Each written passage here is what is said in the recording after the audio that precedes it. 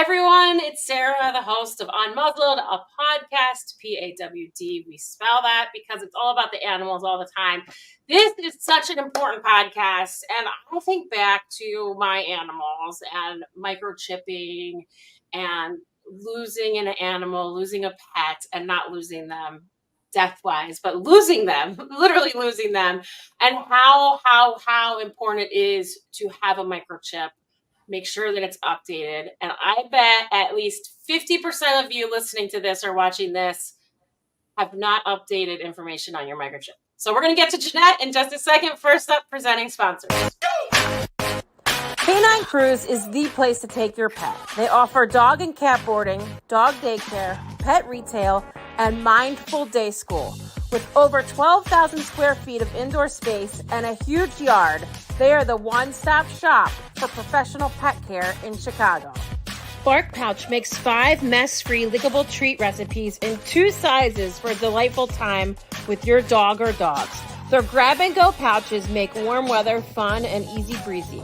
Whether you're traveling, enjoying a long walk, patio season, or family and friend gatherings, Bark Pouch's irresistible, all human-grade treats let you focus on what matters most: time with your dog or dogs and loved ones. Kiki's Corner Natural Pet Foods in downtown Winfield, just a block south of CDH Hospital and the railroad tracks. Kiki's has all your food and health aid needs for dogs and cats. Kiki's Corner for a healthy, happy pet. Thank you, presenting sponsors. I really appreciate it. I'm going to bring Jeanette right in. So I know, Jeanette, that many of us have seen these like viral moments on social media where a pet is reunited with their owner after sometimes years, many times it's months or weeks. But the work that you do is just incredible. And before we get to actually what you do day to day, I kind of want to start with your background. And you obviously have to love animals to be doing this work. So tell us a little bit about yourself. Yes. So I started out volunteering for Lost Dogs, Illinois. And that was, probably 8 years ago now. And fell in love with them and learned about microchip hunters. That was started in Texas. By a director of Lost Dogs of Texas. She started the group, and then it just got bigger and bigger. But I took over the Illinois group. I'm just trying to look at my notes because it's been a long time. So it was started. Microchip hunters were started in 2017. So I actually started with Lost Dogs Illinois in 2016. Microchip Hunters was started in 2017. I joined Microchip Hunters in 2018 and began working cases in Illinois. And then I quickly started helping with cases in Texas and other states as well. Then I took over running the Illinois team in 2019. Then it became the Midwest group. Then it became all the states besides Texas. Now it's all nationwide. So I'm the director for the states nationwide for Microchip Hunters and the co-director for Lost Dogs Illinois. And we just love reuniting these animals to their families. Yeah. And so before we have to dumb this down a little, because I think for you and I, because we are so immersed in rescue land and dogs, and it's kind of, we understand this, but let's start with like the importance of the microchip in an animal. And then I would like to get into a little bit like what goes wrong? Like, why are you doing like all of this research because the chip doesn't match and stuff? So can we first start with like kind of the importance of microchipping your animal and making sure it's up to date? Absolutely. So microchips are great because they are implanted between the shoulder blades of the dog or cat, and they can't fall off. They can't be taken off for a bath. As everybody does, you take the collars off. Don't always put them on right after they come out of the bath. They're wet. So super important to have the microchip, but equally important is to make sure it's registered to you. So contacting the chip company, making sure your name, address, phone number, everything is entered correctly, because even if it's registered, sometimes people type a number in wrong. That way, if your dog or cat goes missing and gets scanned for a microchip, whoever calls the microchip company will get current information. About 40% of the cases that we get of unregistered or dead-end microchips are completely unregistered. So as Sarah said, probably 50% of you are thinking my chip is not registered. Well, 40% is what we come up with, and it's pretty accurate. So make sure that you register the chips. Yeah, and what I love on your website is that there's like a cheat sheet, basically. Like, if the chip starts with this, go here to update your information. Because to be honest with you, like, even when I was looking at Steve as our bigger dog, we got him from a rescue. We registered, but then we moved in the meantime. So, like, even if you move or you change your phone number or you maybe get married, like, having all of the information possible under the chip is so important.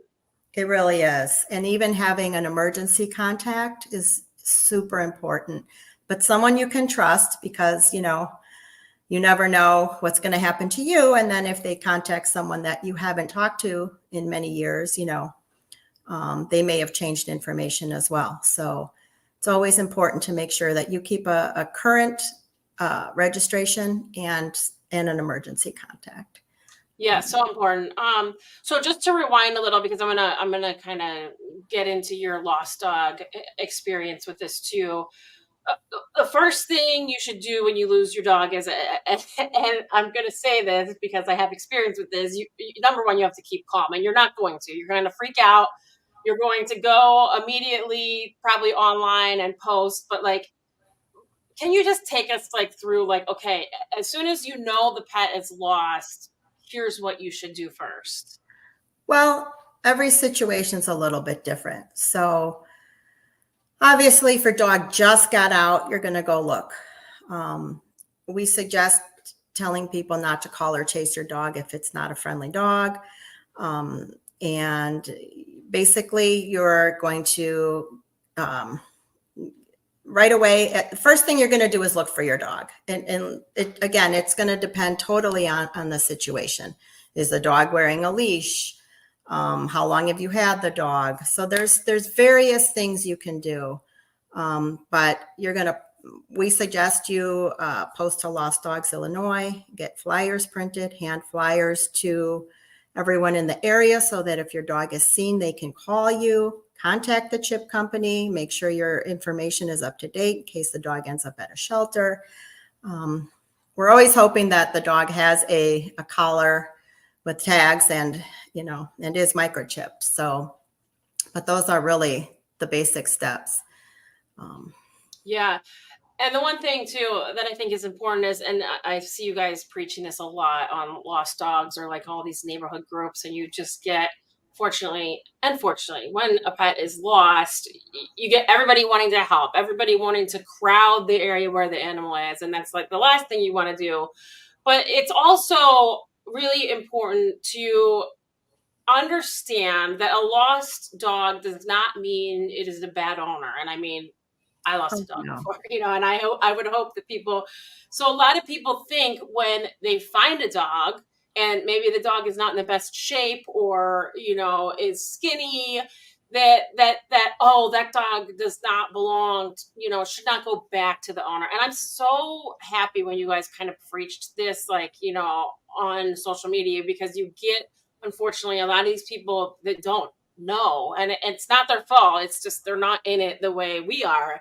Right. Can you talk a little bit about that? Because I think that part of it is so important too. Oh, for sure. There's so many reasons why a dog could be underweight, have matted hair. Sometimes it's just old age. They lose weight when they get older. They aren't being able to be groomed because they're older. Sometimes they're out a long time. So there's all kinds of reasons, and sometimes it's a medical issue. The dog could have a medical issue keeping it from gaining weight. So we always assume that someone is looking for the dog. And, we've come across dogs tied to trees or fences. People assume that they are dumped. But we find families and they've been missing the dog. Sometimes people find a dog and tie it to a fence. There's so many scenarios. We always assume that the dog is lost. So until we reach the owner, that's the assumption. Yeah, and it is so important, and it's really important to kind of take control a little bit of those neighborhood pages. I know you and Katie and Roseanne do a good job of that, kind of like reeling people in when it gets, and they're a lot of times, the pictures of the dogs aren't the best because they're on the run or they're, in an alley or a camera catches them. So people love that, happy ending or like seeing a reunited family. So take us through a dead-ended microchip and how you come into play, because what I see a lot of times is like, oh, you're tagged and then immediately you're like, I got it, like even like a few minutes later. So take us into like what happens immediately when you find out that there's a dead-ended chip. So we work with shelters, animal control, vet clinics, police stations, Good Samaritans. We have our website, microchiphelp.com. There's a jot form on there for all those different groups of people. And once you fill out that jot form, it's a very quick form. It's just basically the microchip number, where the animal is, your contact information, and just a couple other questions. And once that is submitted, myself or our volunteer from Ohio takes that information. We call the chip company, or if it's a rabies tag, doesn't always have to be a microchip. Sometimes it's a rabies tag or an ID tag with an outdated phone number. And they, once we get that information, we look for the owner information. We call the chip companies. Amy and I will do some background searching. We'll post the case to our team. We have about 22 volunteers currently. Our volunteers then take that information that we've pulled up and just go to work trying to connect with the owner. And, a lot of times we'll call 50 phone numbers and not get any responses, or they're just, busy signals. Then we'll move on to family members, neighbors, work. Sometimes we check obituaries. Sadly, people have passed away and it's not always, in the system yet. And we'll look for relatives on obituaries, social media. We go to Facebook and look for their Facebook pages, send messages. We really basically do everything we can to try to connect with the owner, whether or not they've rehomed the dog. We always try to include a photo. A lot of times people will think we're calling about a dog that they have, but it's a dog that maybe they had 6-10 years ago. They don't remember the dog, or they only had it for a few days. They chipped it and then rehomed it. So a lot of scenarios. But we really dig in and work hard to try to connect with somebody in the family to give us some answers. If the dog needs to be surrendered, if the dog's rehomed, and we're always, we're very non-judgmental. So, people are pretty comfortable with us. We're very careful with our wording and our the way we present. So yeah, which is so important. I feel like, I mean, I don't know. I'd be like addicted to like trying to figure out the puzzle pieces. Like it's almost like you're an investigator. Yeah, it really is. It's fun, but it's you know what? Right now it's very hard too, because there's a lot of people struggling. And so there's a lot of sad news, they're unable to keep their pets. So, it's a mixed emotions, but it's always the best. We try to focus on all the positive stories and, the good. So, yeah. And I can't imagine the feeling of like seeing a reunion and knowing like you have to do that. It's amazing. Yeah. Yeah. I wish we could physically be there, but as you know, our work is across the nation. So we have not, I have not personally been able to be there when the dog has been reunited, but we were invited to a family's home that had been reunited. So that was super fun. Oh, that's awesome. Yeah. So I'm going to play the little video of the Dottie reunion, and then I'll have you tell that story because the video is so good. So I'll show the video now. Dottie was great. Hey, Bub! Hey, Bub! Hey, Bub! Hey, Bub! You see it? Hey, Bub! Oh, Hey, Bub, you remember me when you oh, she does remember. Hey, your mama. Hey, girl. Yeah, she can do that pretty well. I don't know. I know. But I'm excited. I know. You're excited and everything. Hey. Yeah, look. I mean, it's just, there's like no doubt that dog belongs to her. I mean, Totally. so Totally. sweet. So And yeah, tell us the story because you sent me some pictures. So this is now just her out. Yeah, Dottie was in an abandoned industrial area in Chicago. She had many sightings, and a Good Samaritan went out and did her thing. Humanely trapped her. And then the dog went to Cook County Animal Care and Control. They were amazing. It's actually Cook County Animals and Rabies Control. They went out to the address on file for the microchip, and the neighbors went and spoke to the neighbors, and they all remembered Dottie, but they said that the family moved 5 or 6 years ago. They had no information for the family, and the numbers on file weren't working. And then the dog ended up going to Evanston for the whole period. The animal control officer from Cook County actually reached out to Microchip hunters. This was crazy easy to find a working number for this owner, and the phone call was just amazing. He answered the phone. I think it was just complete shock that I was really being honest about why I was calling. And when I sent a photo, he was like, "Oh my God, my dog went missing 2 or 3 years ago. We live in Gary, Indiana." And he just, he said that they had to work and they were going to have to figure out how to get all the way to Evanston. And the Evanston Animal Shelter worked with them. They literally just picked up and went to get her. So it was just a super, super happy reunion. They hadn't seen her in about 5 years. Wow. So yeah, and she was 9 years old. So we have no idea where she's been, but that microchip got her home.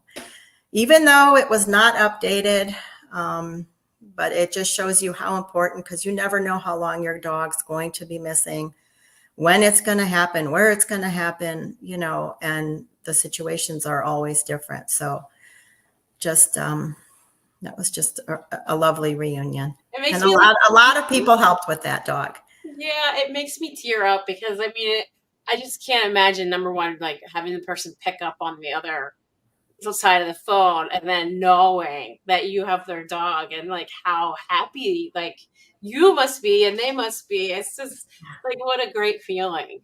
Yeah, you never know what kind of call you're making. It's really interesting. Yeah. So just a side note, while we're talking about this, guys, so, and I haven't had this podcast yet with Roseanne and some other people, when I was helping to try to get a dog named Huntley that was also on the run and went hundreds of miles. I mean, yep. I can't even remember where he started, but I ended up actually helping to get him out from under a porch after, trying to trap him for a few days. We were putting fresh food out. And I was in my car a few times and he was literally running across like Addison. If you're in Chicago, you know how busy that road is. 4 lanes. I mean, he was through, gas stations, and the key is not to chase them. Correct. At this point, they just wanted me to see where he was. And thank God he stuck and stayed in that neighborhood.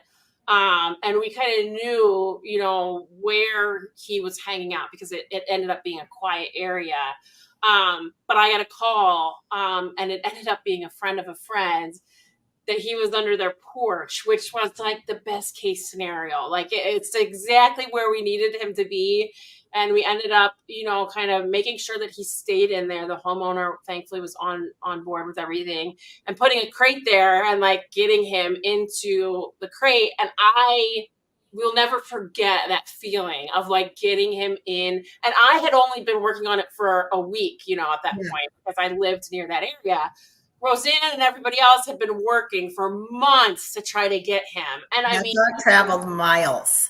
yeah, it was insane. I mean, I think he was like way north and made it all the way to Chicago down the railroad tracks and rivers. And I mean, but so that feeling, like if you've never done anything like that, but so for you, Jeanette, I just can't, like the feeling of like, and I will say, for him, unfortunately, his owners did not want him back.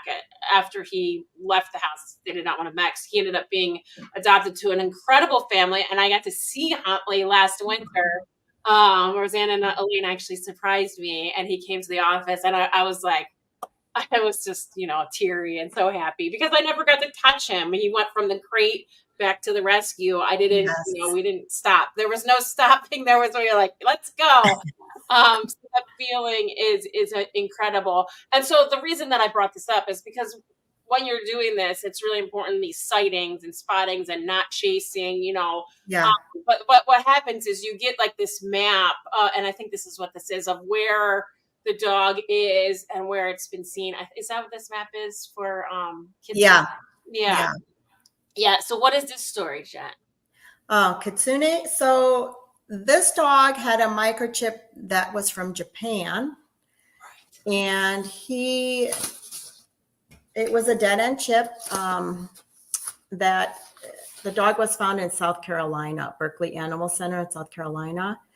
The chip went back to Japan, and the chip company had no information. They gave me the name of another chip company, and while they were searching, I just decided, sometimes people from Japan are in the military. So I just did a little hunting, and there was a military base nearby, and I called the vet clinic on base, and sure enough, they had a name and an email for the owner. They had a number for Japan, a phone number for Japan, but obviously that wasn't going to work. And the email worked. The family was just so happy. I guess she had traveled at least 5 miles on a really hot day, and they were very worried about her. And they literally brought her from Japan. So wow, that was another really fun case. Just, sometimes you have to think outside of the box, and, that's why we always say, send the chip to us. You never know. Yeah. Right. I mean, and so smart of you guys. I can't imagine how much you've learned about like, okay, that could be a military person. I have another one here, Azul, that you sent me, which I'm obsessed with this dog. Azul recently passed away. I got a text from the family, but he was old and the most loved dog. This is my heart story. I love this dog. He was found and in horrible shape. He had sarcoptic mange, and the chip went back to a dead end phone number. I was researching it and found a son-in-law, and he said, my father-in-law doesn't have a dog. And this was winter. He said, my father-in-law didn't have a dog. And I said, can I send a photo? And I sent a photo, and the daughter called me. So his wife called me and said, oh my God, this is my brother and his girlfriend's dog. They had the same name. And he said, but they broke up a few years ago, and the girlfriend kept Azul. The chip was registered actually in the father's name. The brother was in the armed forces, so they had no way to reach him. And the father just was in love with this dog and right away dropped everything and went to CACC. And when he got there, poor Asul was, had this horrible skin condition, and they had a 95-year-old family member living with them. So they kind of told him it's going to be hard for him to give him these baths that he needed and this medical treatment. So he left there so upset. And thankfully, we had Crisp stepped up and took him to a vet, took care of him for this family. But the dad went every day to visit Asul at this vet clinic and to just be with him. And this is the family that they just love this dog so much. He had the best life. And it was a connection to their son who was in the military. So it was just super special. They invited Susan Taney and I over for dinner. And we had the best time visiting with them, and just to see how spoiled he was. And how well he looked after. I mean, he looked beautiful. So yeah, I love that all the time. Yeah. I love that. Nice family. And just also Chicagoland Rescue Intervention Support Program. So I used to be involved with them. Really, totally different than, 10, 11 years ago when I was volunteering at animal control. A lot more help for owners that need it. I mean, and that is how we keep animals out of the shelter too, especially now in the middle of the shelter crisis, is having an organization like Crisp, One Tail at a Time, step up and say, hey, we'll help you. We want to make sure this dog stays out of the shelter and goes back with the family that loves the dog. Yes. That is also such an important part of this. I was guilty of it. I used to sit in animal control and I'd be so pissed because I was back there trying to get all these dogs out that were strays, owner surrenders, court case.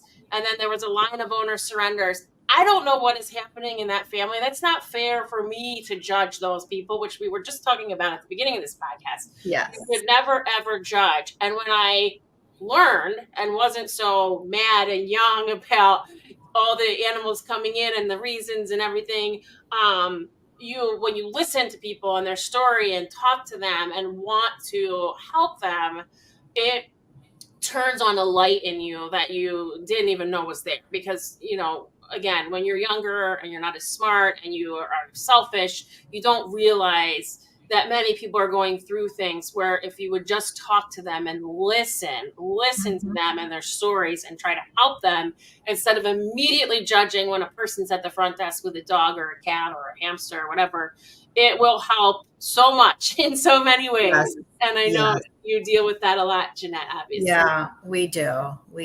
And we really encourage people to try to get help. Paw Chicago is also helping now with their Divert program. Mm-hmm. And we've referred people through Microchip hunters that just say, oh, we can't keep them. We don't, we've lost our jobs or, we moved and things like that. So these organizations are really, really a blessing.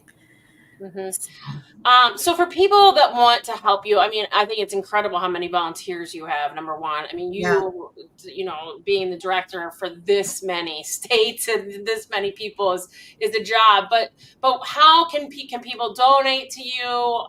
Can they volunteer if they're really interested in being like a private eye for this? Absolutely, yes. We like to have people that are really good at detective work and are comfortable calling people on the phone, talking to different people, and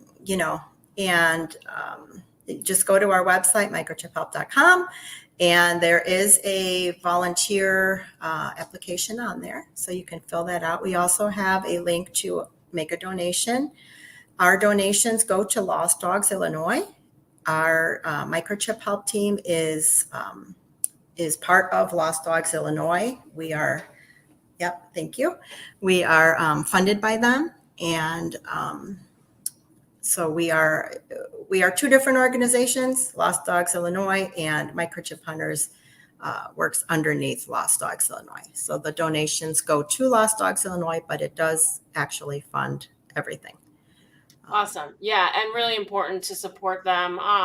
Even if you can't monetarily, and, sharing things, sharing posts, sharing lost dogs, And Jeanette, thank you. I mean, just incredible work that you're doing. I feel like those dead end chips, even again, when I was at animal control like 10 years ago, there wasn't a lot you could do. There weren't these people devoted to finding people and thinking outside the box about, okay, how can we find this owner if all of this information is not where it's supposed to be? So Right. thank you so much. Keep up the great work. Thank I can't wait to you. see more of the great stories. I really appreciate your time. Thank you for having me. Nice to meet you. You're welcome. And Jeanette, everybody, you. please go and follow them. Here again is the website. If you're interested, hey, man, I would love to, I don't know. I like solving things, and I feel like these puzzles of okay, how are we going to find this owner? If I had a little bit more time, I would be all in. But I feel like some of you listening and watching may be all in on something like that. So Absolutely. thank you so much, Jeanette. Supporting sponsors, you're up. Thank you so much to our supporting sponsors. Give the gift of joy and memorable moments of furry loved ones with a gift card from Kimberly Kingen Photography. For more details, please visit her website at KimberlyKingen.com or contact her directly at her email, kimberly@kimberlykingen.com. The Canine PT is Chicago's highest rated dog physical therapy clinic, and they're dedicated to enhancing the lives of your four-legged companions as they age or when recovering from an injury. They also offer a discount for rescue dogs. For more information, visit thecaninepT.com. That's THEK9PT.com. Anything is Plausible is Chicago's premier dog training company. They offer group classes for every stage of your dog's life and have a talented team of behavior specialists to work through any issues that need modification using positive reinforcement. Check out Anything is Plausible. Liz Starks at Guaranteed Rate. Check with Liz for the absolute best mortgage options. She helps when others can't and even calls it rescue loans. Buyers, sellers, investors, give Liz a call. She can lend in all 50 states. NMLS number 224526. Thank you, supporting sponsors. Thank you, everybody, for watching or listening, whatever you're doing. We have some incredible guests coming up, so stay tuned. If you have a guest for me, please message me, saralauk@gmail.com, SARAHLAUCH@gmail.com. Talk to you guys soon. Have a great night. Bye-bye.